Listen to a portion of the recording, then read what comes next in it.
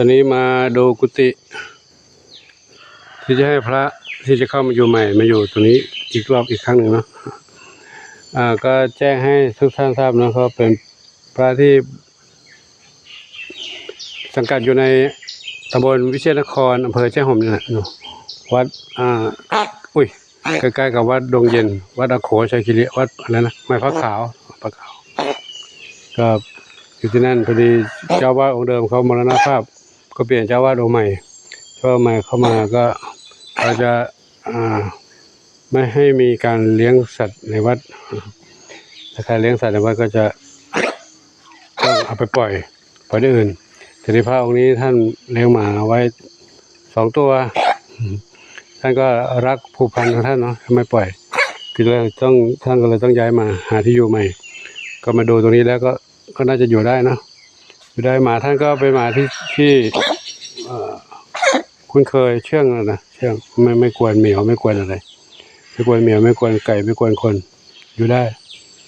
ท่านก็อายุมากแล้วอายุอะไร40 กว่า50แล้วประมาณ50นะก็ยังหนุ่มแข็งแรงอยู่มาตรงนี้คุณน้องเหมียวมาเดินตามหลวงปู่มาด้วยเหมียวตามมานี่ด้วยข้างบนนั้นใครขึ้นบนนั้นนี่บนนั้นบัวขาวอยู่นั้นลูกบัวขาวเขาออกมาไม่ค่อยเขาก็ไม่ค่อยสบายเหมือนกันเสียงเริ่มแหบแห้งไม่ค่อยมีเสียงเท่าไหร่มาอยู่ที่หลวงปู่อยู่คู่กับน้องนี่น้องบุญนำเหมียวเขาไปเหมียวที่มาจรมาแถวนี้หลวงปู่ช่วยจับเอาไว้ทำหมันไว้นี่ก็ไม่ค่อยสบายเหมือนกันน้องนี่นำนี่ช่วงนี้เขาจะเป็นนี้กันลายเหมียวเนาะป่วยกันเป็นไงลูกโอ้ยน่าสงสารจังทีนี้อยากจะรักษาเขาทุกเหมียวแหละแต่ว่ามันก็ทำไม่ได้หรอกปู่ไม่มีความพร้อมเรื่องการเดินทางเรื่องค่ารถค่าราค่าใช้จ่ายในการรักษาก็ดูแลตามอัตภาพที่มีน้องเหมียวเดินมาทำไมโลกตรงนี้นะเดินไปเล่นตรงนี้กันนะบัวขาวอยู่ข้างบนนั้นบัวขาวอยู่ข้างบนนั้นเขาก็ไม่อยากเขาเรียกว่าอะไรเล่นกับเพื่อนอยากเล่นกับเพื่อนอยากแยกตัวออกมาซึ่งเขาเป็นแมวจรที่จรมาอยู่ระแวกวัดเนี่ยปู่ได้จับเข้าไปเข้าในวัดกว่าจะจับได้ก็ใช้กรงดักล่อไปจนกระทั่งทำหมันเรียบร้อยแล้วตอนนี้เขามีอาการซึมเหมือนกันซึมนอนอยู่แล้วบัวขาวเป็นไงลูกลงมาเร็วหลวงปู่ให้ปู่ดูหน่อยสิเร็วมาให้หลวงปู่ดูหน่อยแล้วช่วงแรกๆเขาก็คุ้นเคยกันดีนะเล่นกันนอนให้หลวงปู่ได้นั่งตักหลวงปู่ได้เล่นไลฟ์สดกันครั้งหนึ่งนะแต่นี้ไม่รู้เขาเป็นอะไรขึ้นมาแยกตัวออกไปอยู่คนเดียว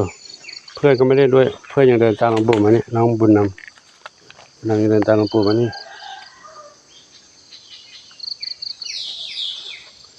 ก็ถ้ามีหมามาอยู่ก็จะให้เขาอยู่ตรงนี้นะถ้าอย่างนั้นก็จะจัดสถานที่เขาอยู่ตรงนี้แล้วก็เอาหมาน้อยที่อยู่กับเหมียวในนู้นเอามาอยู่ด้วยกันเดี๋ยวเราจะหาวิธีล้อมตะข่ายให้เขาอยู่เป็นสัดเป็นส่วนนะ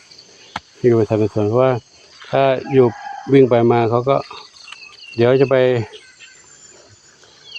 โดนใครตีใครแกล้งใครจับใครกวนใครกัดหรือว่าโดนรถเฉี่ยวรถทับเพราะช่วงนี้เดี๋ยวก็การเกษตรก็เริ่มมาแล้วพอเขา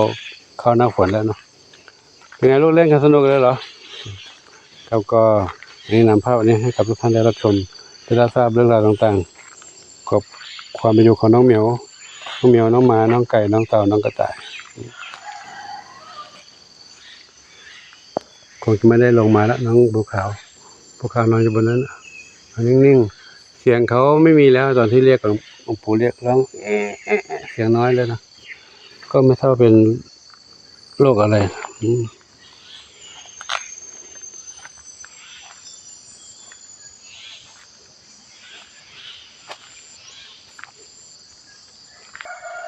บุญนำส้มขาวเล็กอันนี้ สี่สีลูกสี่กับโชคทวีทรัพย์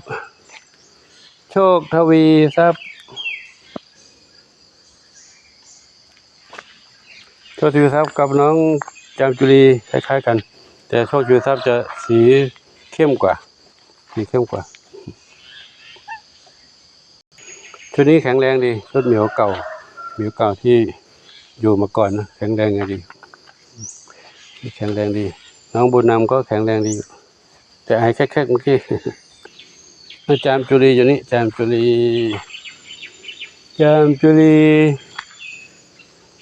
เข้าน้ำแล้วเข้าน้ำเลยเหมียวมาสำรวจบ้านเหรอลูกสำรวจกุฏิให้ผ้าเหรออยู่นี่สองเหมียวเข้าในตะข่ายแล้วเหมียวเขาเข้าได้หมดแล้วนะนี่แต่ป้องกันงูเหลือมให้งูเหลือมเข้าไปหาน้องส้มอ่อนกับน้องนุ่มหล่อดำขาว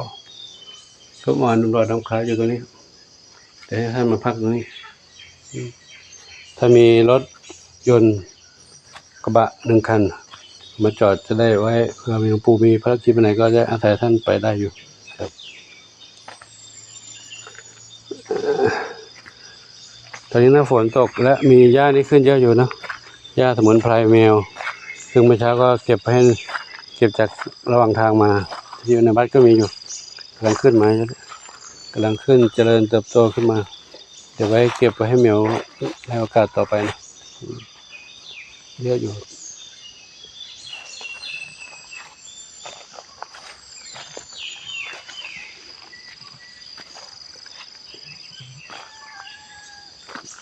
ใครมาด้วยเนี่ยใครมานี่อีก1เหมียว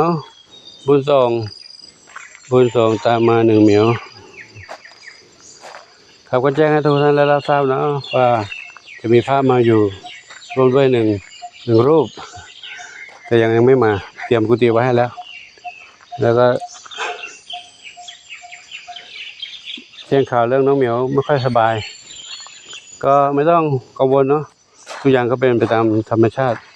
คนเราก็ต้องมีเจ็บมีป่วยเป็นธรรมดาครับแล้วก็ยังไงก็ให้ทุกท่านสบายใจวางใจนะไม่ได้ว่าหลวงปู่เอาเรื่องไม่ดีเรื่องไม่สบายใจมาเล่าให้ท่านฟังทุกท่านได้ฟังนะครับก็ขอโมทนาสาธุขออยู่ที่นี้ว่าเท่านี้ก็เนาะขอโมทนาสาธุอายุวันโนสุขังพระลังนี่ใครทรัพย์ทวี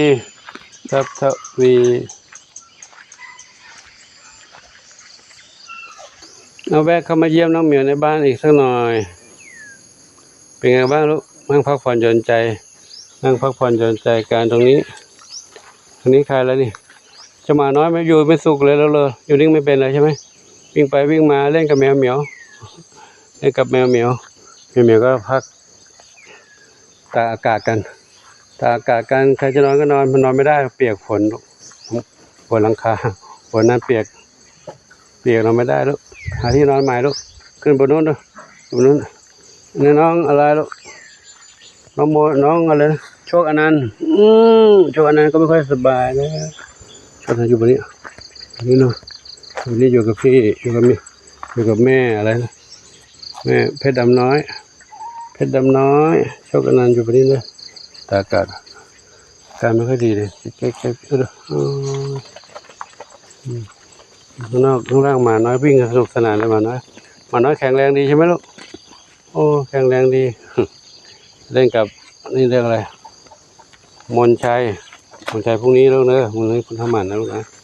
มนชัยพรุ่งนี้จะไปเหมียวเพื่อให้เขาเช็คอาการด้วยเช็คสุขภาพด้วยถ้าน้องนี่ด้วยนะจริงๆแล้วจะทำแค่2เหมียวคือน้องมนชัยกับน้องดวงได้ดีแต่จะเอาน้อง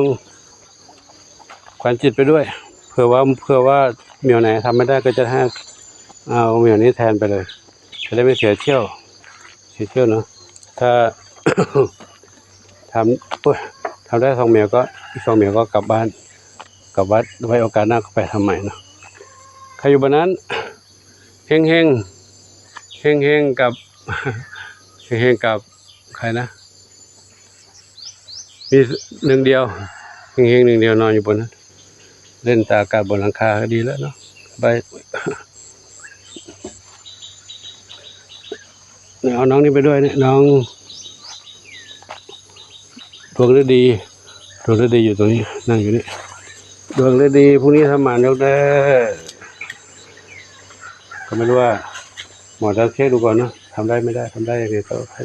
ให้ทำอันนี้สนุกเลยแล้วเนี่ยเล่นกับชาแมวน้องอะไรนะเจดีนั่นก็โบนี่2เหมียวนี่จะไป1เหมียวจะน้องชวนฝาเล็กไปเนาะชวนฝาใหญ่คือคักยังแข็งแรงไม่เป็นไรเล่นกับน้องหมาได้ดูขาไม่ค่อยแข็งแรงน้องชวนฝาเล็กไปให้หมอเช็คสุขภาพแล้วก็จะรอทำมันโอกาสต่อไปครับก็อันนี้ก็ขอยุติไว้ที่นี้นะเดี๋ยวก่อนนี้ก่อนนิดนึงใครอยู่วันนี้สีแว่นดำอยู่นี่นะสีแว่นดำอยู่บนหลังคาจินตลานวรัตน์ครับขอจุดดีขึ้นไว้ที่นี้นะพวกใหม่ต่อไปทุกคนทุกท่านสาธุ